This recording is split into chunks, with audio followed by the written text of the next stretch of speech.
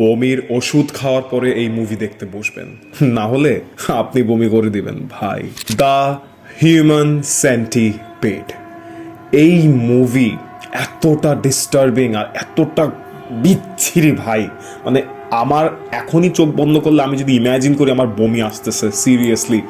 But এই movie যেমনটা ভয়ানকভাবে create করা হয়েছে তেমনইভাবে একটা মানব জাতিকে কিভাবে একটা সেন্টিপিডে মানে ট্রান্সফর্ম করা হয়, এই জিনিসটা এই মুভির মধ্যে এত জঘন্যভাবে দেখানো হয়েছে, মানে এটা বলার বাহিরে। আপনারা আমাকে সাজেস্ট করেছিলেন, এজন্যই আমি এই মুভিটা দেখেছি। অ্যান্ড দেখার পরে ভাই আমার সত্যি কথা আমার মনে হয় বমি চলে আসতেছিল, এত জঘন্য। ঠিক আছে, তবে এই মুভিটার যে ভিলেন যারাই থাকে, একটাই মেইন ক্যারেক্টার।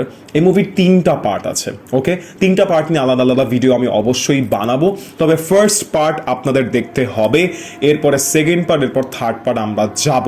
সো সেকেন্ড পার্টের রিভিউ খুব তাড়াতাড়ি চলে আসবে। বাট আপনি এই মুভি ফ্যামিলি নিয়ে ভুলেও দেখার দরকার নাই, বিকজ এই মুভি ভাই আপনি মানে এত ডিসগাস্টিং এক একটা সিন দেওয়া এই মুভির ভিতরে।